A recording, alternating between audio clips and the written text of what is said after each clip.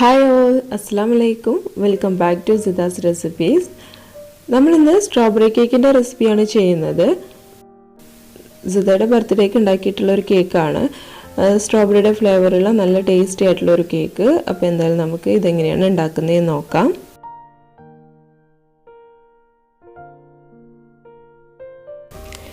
Strawberry കേക്കിൻ്റെ recipe ഒരാൾ മുമ്പ് ഒന്ന് കമൻ്റായിട്ട് ചോദിച്ചിട്ടുണ്ടായിരുന്നു ചെയ്യുമോ എന്നുള്ളത്.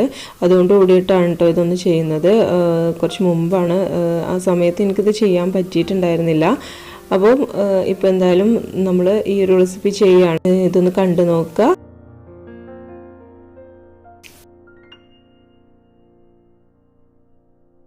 അപ്പോൾ നമുക്ക് ആദ്യം ഈ ഒരു കേക്ക് ഉണ്ടാക്കാൻ വേണ്ടിയിട്ട് പൊടികളൊക്കെ ഒന്ന് അരിച്ച് മാറ്റി വെക്കണം.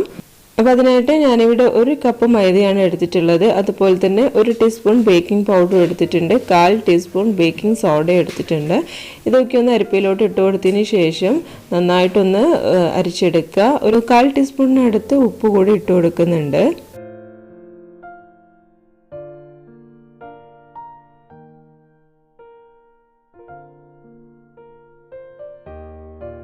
ഇപ്പോൾ പൊടി നന്നായിട്ടൊന്ന് അരിച്ചെടുത്തിട്ടുണ്ട്. ഇത് നന്നായിട്ടൊന്ന് മിക്സ് ചെയ്തിട്ടൊന്ന് മാറ്റി വെക്കാം. 2-3 തവണ അരിച്ചെടുക്കുന്നത് നന്നാവും കേട്ടോ. അങ്ങനെ ആകുമ്പോൾ നമുക്ക് ഇതിങ്ങനെ ഇളക്കി മിക്സ് ചെയ്യേണ്ട ആവശ്യമില്ല. അല്ലാതെ തന്നെ ബേക്കിംഗ് പൗഡറും മൈദയൊക്കെ നന്നായിട്ടൊന്ന് മിക്സായി കിട്ടും. ഇനി അടുത്തതായിട്ട് നമുക്ക് ഇതിലേക്ക് ആവശ്യമായിട്ടുള്ള മുട്ടയൊക്കെ ഒന്ന് ബീറ്റ് ചെയ്തെടുക്കണം. അപ്പോൾ അതിനായിട്ട് ഞാനിവിടെ ഒരു 4 മുട്ടയാണ് എടുത്തിട്ടുള്ളത്. അപ്പോൾ 4 മുട്ടയും ഒന്ന് പൊട്ടിച്ചിട്ട് ഒരു പാത്രത്തിലോട്ട് ഒഴിച്ചു വെച്ചിട്ടുണ്ട്. ഇനി ഇത് നമുക്ക് നന്നായിട്ടൊന്ന് ബീറ്റ് ചെയ്തെടുക്കണം. അതിനായിട്ട് ഇതിലേക്ക് 1 ടീസ്പൂൺ വാനില എസൻസ് കൂടി ചേർത്ത് കൊടുക്കുന്നുണ്ട്. ഇനി ഇത് നന്നായിട്ടൊന്ന് ബീറ്റ് ചെയ്തെടുക്കാം. അപ്പോൾ അതിനായിട്ട് നമ്മളിവിടെ ഇലക്ട്രിക് ബീറ്ററാണ് യൂസ് ചെയ്യുന്നത്. അപ്പോൾ ഹാൻഡ് വിസ്ക് ഉണ്ടെന്നുണ്ടെങ്കിൽ അത് യൂസ് ചെയ്തിട്ട് നന്നായിട്ടൊന്ന് ബീറ്റ് ചെയ്തെടുക്കാം.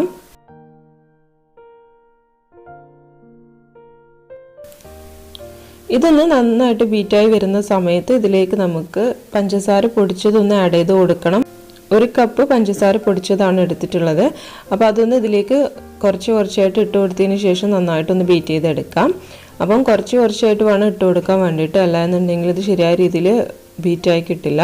അപ്പോൾ ഇതുപോലെ ഒന്ന് കുറേശ്ശെയായിട്ടൊന്ന് ഇട്ട് കൊടുത്തതിന് ശേഷം നന്നായിട്ടൊന്ന് ബീറ്റ് ചെയ്തെടുക്കണം.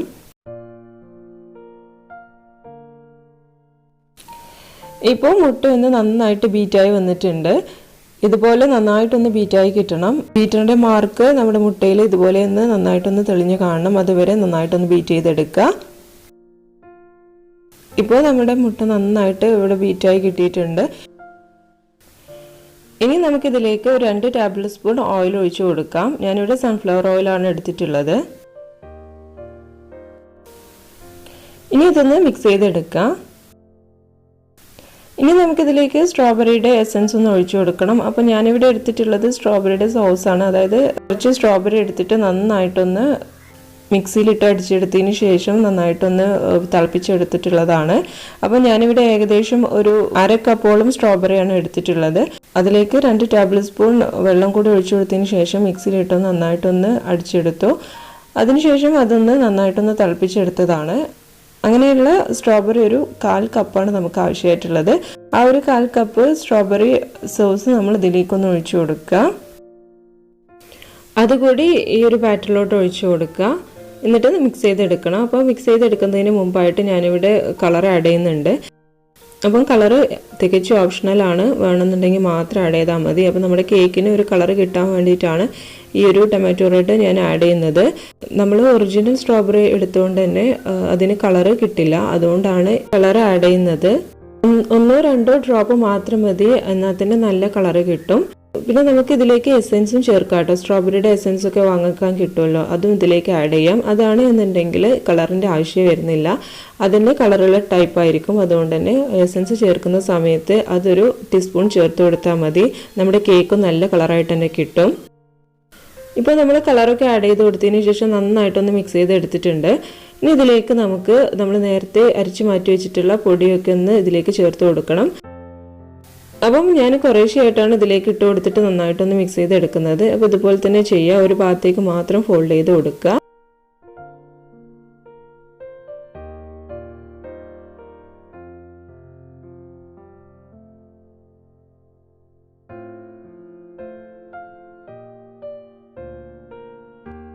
ഇപ്പോൾ പൊടി മുഴുവനായിട്ട് ബാറ്ററിലോട്ടൊന്ന് ഇട്ട് കൊടുത്തതിന് ശേഷം നന്നായിട്ടൊന്ന് മിക്സ് ചെയ്തെടുത്തിട്ടുണ്ട്.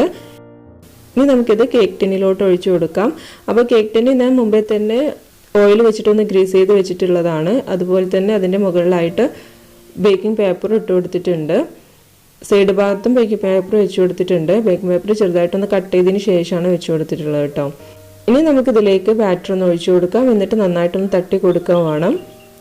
അതിൽ എയർ ബബിൾസ് കുടുങ്ങിയിട്ടുണ്ടെങ്കിൽ അത് പോകാൻ വേണ്ടിയിട്ടാണ്. ഇനി നമുക്കിതൊന്ന് ഒരു 40 to 45 മിനിറ്റ് ഒന്ന് ബേക്ക് ചെയ്തെടുക്കാം. അപ്പോൾ ബേക്ക് ചെയ്യാൻ വേണ്ടിയിട്ട് ഞാനിവിടെ ഒരു അലുമിനിയത്തിൻ്റെ പാത്രമാണ് എടുത്തിട്ടുള്ളത്. ഇത് ആദ്യം ഒന്ന് 10 മിനിറ്റ് ചൂടാക്കി എടുക്കണം. അപ്പോൾ അതിൻ്റെ നടുവിലായിട്ടൊരു സ്റ്റാൻഡ് വെച്ച് കൊടുത്തിട്ടുണ്ട്. എന്നിട്ടാണ് നന്നായിട്ട് ചൂടാക്കി എടുക്കുന്നത്. ഇത് മൂടി വെച്ചിട്ട് ഒന്ന് ചൂടാക്കി എടുത്തതിന് ശേഷം നമ്മുടെ കേക്ക് ടിന്ന് ഇതിലേക്കൊന്ന് ഇറക്കി വെച്ച് കൊടുക്കുക. ഇനി ഇത് ഒരു 40 to 45 മിനിറ്റ് വരെ ഒന്ന് ബേക്ക് ചെയ്തെടുക്കാം. അപ്പോൾ നമ്മുടെ കേക്ക് ഇവിടെ റെഡി ആയിട്ടുണ്ട്. നന്നായിട്ടൊന്ന് ചൂടാറിയ സമയത്ത് കേക്ക് ടിന്നിൽ ഒന്ന് മാറ്റിയെടുത്തിട്ടുള്ളതാണ്. അതുപോലെ തന്നെ ഇതൊന്ന് 3 ലെയറായിട്ടൊന്ന് കട്ട് ചെയ്തെടുത്തിട്ടുമുണ്ട്. അപ്പോൾ നമ്മുടെ കേക്ക് ഇതാ ഇതുപോലെയാണ് വരുന്നത്. അപ്പോൾ ഇനി നമുക്ക് ഇതിൻ്റെ ഫ്രോസ്റ്റിങ് ചെയ്തെടുക്കണം. കേക്ക് നന്നായിട്ട് തണുത്തതിന് ശേഷം മാത്രമേ ഫ്രോസ്റ്റിങ് ചെയ്തെടുക്കാവുള്ളൂ. അപ്പോൾ ഞാനിവിടെ മുമ്പേ തന്നെ ക്രീമൊക്കെ ഒന്ന് ബീറ്റ് ചെയ്ത് വെച്ചിട്ടുണ്ട്. ഞാനൊരു 1.25 കപ്പ് ക്രീമാണ് ഇതിന് വേണ്ടിയിട്ട് എടുക്കുന്നത്. അപ്പം അത് നന്നായിട്ട് ഇലക്ട്രിക് ബീറ്റർ വെച്ചിട്ട് ബീറ്റ് ചെയ്ത് എടുത്തിട്ടുള്ളതാണ്. അപ്പോൾ ഇതുപോലെ തന്നെ ചെയ്യാൻ ഞാനിവിടെ വിവോൻ്റെ വിപ്പിംഗ് ക്രീമാണ് കേട്ടോ യൂസ് ചെയ്തിട്ടുള്ളത്. അതുപോലെ തന്നെ ബീറ്റ് ചെയ്ത സമയത്ത് 2 ടേബിൾ സ്പൂൺ പൗഡേർഡ് ഷുഗറും ആഡ് ചെയ്ത് കൊടുത്തിട്ടുണ്ട്. അതായത് പഞ്ചസാര പൊടിച്ചത് കൂടി ഇതിലേക്ക് ആഡ് ചെയ്ത് കൊടുത്തിട്ടുണ്ടായിരുന്നു. ഇനി നമുക്ക് കേക്ക് ഒന്ന് ഫ്രോസ്റ്റ് ചെയ്തെടുക്കാം. അപ്പോൾ അതിനായിട്ട് ഫസ്റ്റ് ലെയർ ഒന്ന് കേക്ക് ബോർഡിൽ വെച്ച് കൊടുത്തിട്ടുണ്ട്. അപ്പോൾ ബോർഡിന് താഴെയായിട്ട് ആദ്യം കുറച്ച് ക്രീം ആക്കി കൊടുക്കുക. അതിന് മുകളിലായിട്ട് ഫസ്റ്റ് ലെയർ വെച്ച് കൊടുക്കുക. അപ്പോൾ ഫസ്റ്റായിട്ട് ഞാൻ വെച്ചിട്ടുള്ളത് ഏറ്റവും മുകളിലെ ഭാഗമാണ്. അതായത് നമ്മൾ കേക്കിൻ്റെ ഏറ്റവും ടോപ്പിലുള്ള ഭാഗമാണ് ആദ്യമായിട്ടുള്ള ലെയറായിട്ട് വെച്ച് കൊടുത്തിട്ടുള്ളത്. ഇനി നമുക്ക് ഇതിന് മുകളിലായിട്ട് ഷുഗർ സിറപ്പ് ഒന്ന് സ്പ്രെഡ് ചെയ്ത് കൊടുക്കാം. അപ്പോൾ ഷുഗർ സിറപ്പ് സാധാരണ നമ്മൾ ഉണ്ടാക്കുന്ന പോലെ തന്നെ ഒരു 3/4 കപ്പ് വെള്ളത്തിൽ ഒരു 1/4 കപ്പ് പഞ്ചസാര ഇട്ടിട്ട് നന്നായിട്ടൊന്നെങ്കിൽ തിളപ്പിച്ചെടുക്കുക. അല്ല എന്നുണ്ടെങ്കിൽ നമ്മൾ സാധാരണ പഞ്ചസാര ലൈൻ ഉണ്ടാക്കും പോലെ തന്നെ ഒന്ന് ഇളക്കി മിക്സ് ചെയ്തെടുത്താൽ മതി. ഇനി ഇതിൻ്റെ മുകളിലായിട്ട് നമുക്ക് വിപ്പിംഗ് ക്രീം ഒന്ന് സ്പ്രെഡ് ചെയ്ത് കൊടുക്കാം. ക്രീം നന്നായിട്ടൊന്ന് എല്ലായിടത്തേക്കും ആക്കി കൊടുത്തിട്ടുണ്ട്. ഇനി ഇതിൻ്റെ മുകളിലായിട്ട് നമുക്ക് സ്ട്രോബെറിയുടെ ക്രഷ് ഒന്ന് സ്പ്രെഡ് ചെയ്ത് കൊടുക്കണം. അപ്പം ഞാനിവിടെ പുറത്തുനിന്ന് വാങ്ങിയിട്ടുള്ള ക്രഷാണ് യൂസ് ചെയ്യുന്നത്. അല്ലാന്നുണ്ടെങ്കിൽ നമുക്ക് വീട്ടിൽ തന്നെ ഇത് ഉണ്ടാക്കിയെടുക്കാവുന്നേ ഉള്ളൂ. അപ്പോൾ അതിനായിട്ട് നമുക്ക് സ്ട്രോബെറി ചെറുതായിട്ടൊന്ന് കട്ട് ചെയ്തതിന് ശേഷം കുറച്ച് വെള്ളം കൂടി ആഡ് ചെയ്ത് കൊടുക്കുക. എന്നിട്ട് നന്നായിട്ട് ഒന്ന് തിളപ്പിച്ചെടുക്കുക.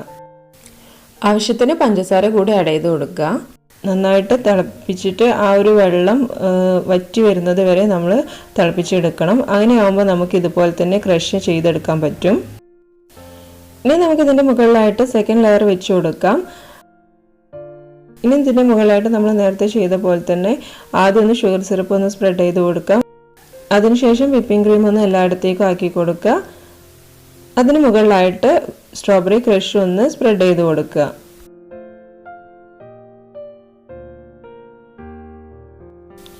ഇനി നമുക്ക് തേർഡ് ലെയർ ഒന്ന് വെച്ച് കൊടുക്കാം. എന്നിട്ട് ഷുഗർ സിറപ്പ് ഒന്ന് സ്പ്രെഡ് ചെയ്ത് കൊടുക്കുക. അതിനുശേഷം നന്നായിട്ടൊന്ന് കവർ ചെയ്തെടുക്കണം. ഞാൻ തേർഡ് ലെയറായിട്ട് വെച്ച് കൊടുത്തിട്ടുള്ളത് കേക്കിൻ്റെ താഴ്ഭാഗമാണ്. അപ്പം അത് കുറച്ച് ഹാർഡായിട്ടിരിക്കും. അപ്പം നമ്മൾ ഇതുപോലെ ചെയ്യുകയാണെന്നുണ്ടെങ്കിൽ നമ്മൾ കേക്ക് റെഡിയാക്കുന്ന സമയത്ത് നന്നായിട്ട് സോഫ്റ്റായി കിട്ടിക്കോളും. അപ്പോൾ അതിന് വേണ്ടിയിട്ടാണ് നമ്മൾ മുകളിലത്തെ ലെയറാക്കിയിട്ട് താഴ്ഭാഗം വെക്കുന്നത്. അപ്പോൾ ഇതുപോലെ ചെയ്ത് കൊടുക്കാം. എന്നിട്ട് ഷുഗർ സിറപ്പ് ഒന്ന് സ്പ്രെഡ് ചെയ്ത് കൊടുക്കുക. എന്നിട്ട് അതിന് മുകളിലായിട്ട് നമുക്ക് വിപ്പിംഗ് ക്രീം കൊണ്ടൊന്ന് കവർ ചെയ്തെടുക്കാം. ഇപ്പോൾ ഞാൻ ആ ഒരു ക്രീം വെച്ചിട്ട് തന്നെ കേക്ക് ഒന്ന് ഷേപ്പ് ചെയ്തെടുത്തിട്ടുണ്ട്. നന്നായിട്ടൊന്നും ക്രീം വെച്ചിട്ട് കവർ ചെയ്തെടുത്തിട്ടില്ല. ഇനി നമ്മൾ ഇതിൻ്റെ മുകളിലായിട്ട് രണ്ടാമതായിട്ടൊരു കോട്ടിങ് കൂടി ചെയ്ത് കൊടുക്കുന്നുണ്ട്. അപ്പോൾ അതിനായിട്ട് കുറച്ച് വിപ്പിംഗ് ക്രീമിൽ കുറച്ച് കളർ ആഡ് ചെയ്ത് കൊടുക്കുകയാണ്. ഞാനിവിടെ റെഡ് ഫുഡ് കളറാണ് ആഡ് ചെയ്ത് കൊടുക്കുന്നത്. അപ്പം നമ്മുടെ കയ്യിൽ സ്ട്രോബെറി എസൻസ് ഉണ്ടെന്നുണ്ടെങ്കിൽ അത് ആഡ് ചെയ്ത് കൊടുത്താൽ മതി. അപ്പോൾ വിപ്പിംഗ് ക്രീമിന് കൂടി ആ ഒരു സ്ട്രോബെറിയുടെ ടേസ്റ്റ് വരും.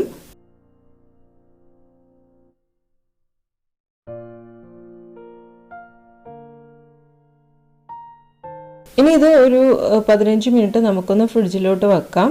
ഒന്ന് സെറ്റ് ആയതിനു ശേഷം നമുക്കിതിന് മുകളിലായിട്ടൊന്ന് ഡെക്കറേഷൻ ചെയ്തെടുക്കാം. ഇപ്പോൾ ഞാൻ കേക്ക് ഒന്ന് 15 മിനിറ്റോളം ഒന്ന് ഫ്രിഡ്ജിൽ വെച്ചിട്ട് എടുത്തിട്ടുണ്ട്. ഒന്നങ്ങ് സെറ്റായിട്ടുണ്ട്. ഫ്രീസറിലായിരുന്നു കേട്ടോ വെച്ചിട്ടുണ്ടായിരുന്നത് പെട്ടെന്നാവാൻ വേണ്ടിയിട്ട്. ഇനി നമുക്കിതിൻ്റെ മുകളിലായിട്ട് ചെറിയ രീതിയിലൊന്ന് ഡെക്കറേറ്റ് ചെയ്തെടുക്കാം.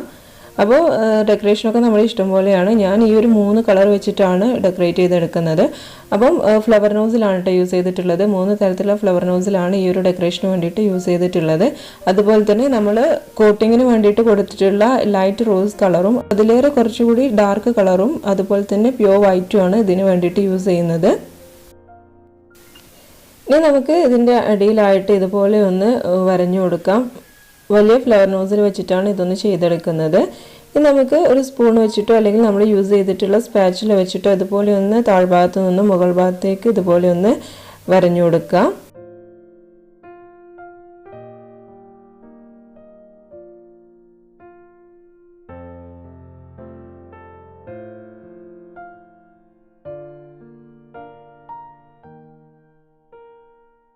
ഇപ്പോൾ സൈഡ് ഭാഗങ്ങളൊക്കെ ഒന്ന് ചെയ്തെടുത്തിട്ടുണ്ട്. ഇനി നമുക്ക് ആ ഒരു നോസിൽ വെച്ചിട്ട് തന്നെ ഇതുപോലെ ഒന്ന് ഫ്ലവർ ചെയ്തെടുക്കാം. ജസ്റ്റ് ഒന്ന് പ്രസ് ചെയ്തെടുത്താൽ മതി, ഇതുപോലുള്ള ഒരു ഷേപ്പ് കിട്ടും.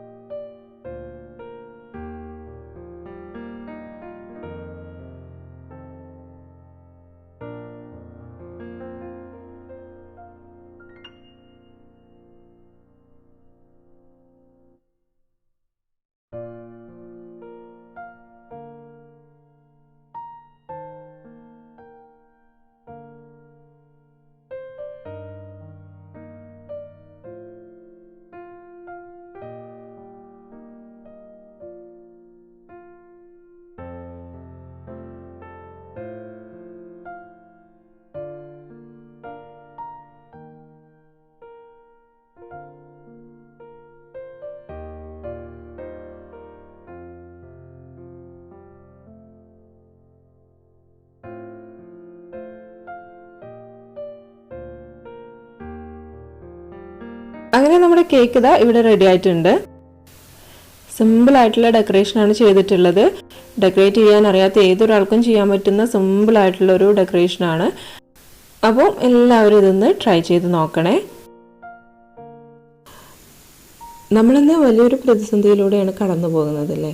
അപ്പോൾ അതിനെക്കുറിച്ച് ഞാൻ കൂടുതലായിട്ടൊന്നും പറയണില്ല. എല്ലാവരും നന്നായിട്ടിരിക്കുക, സേഫായിട്ടിരിക്കുക. അതുപോലെ തന്നെ നമ്മുടെ ഗവൺമെൻറ് പറയുന്ന കാര്യങ്ങളൊക്കെ ഫോളോ ചെയ്യുക. നമുക്ക് വേണ്ടിയിട്ടും മറ്റുള്ളവർക്ക് വേണ്ടിയിട്ടും ഗവൺമെൻറ് പറയുന്ന കാര്യങ്ങളൊക്കെ ഫോളോ ചെയ്യുക. ലോക്ക്ഡൗണുമായിട്ട് എല്ലാവരും നല്ല രീതിയിൽ തന്നെ സഹകരിക്കുക കേട്ടോ. നമുക്ക് വേണ്ടിയിട്ടാണ്, നമ്മുടെ രാജ്യത്തിന് വേണ്ടിയിട്ടാണ്. അപ്പോൾ എന്തായാലും എല്ലാവരും നല്ല രീതിയിൽ തന്നെ മുന്നോട്ട് പോവുക. അപ്പോൾ എന്തായാലും നമുക്ക് ഇതുപോലെയുള്ള പുതിയ പുതിയ റെസിപ്പിയുമായിട്ട് വീണ്ടും കാണാം. അതുവരേക്കും ബൈ.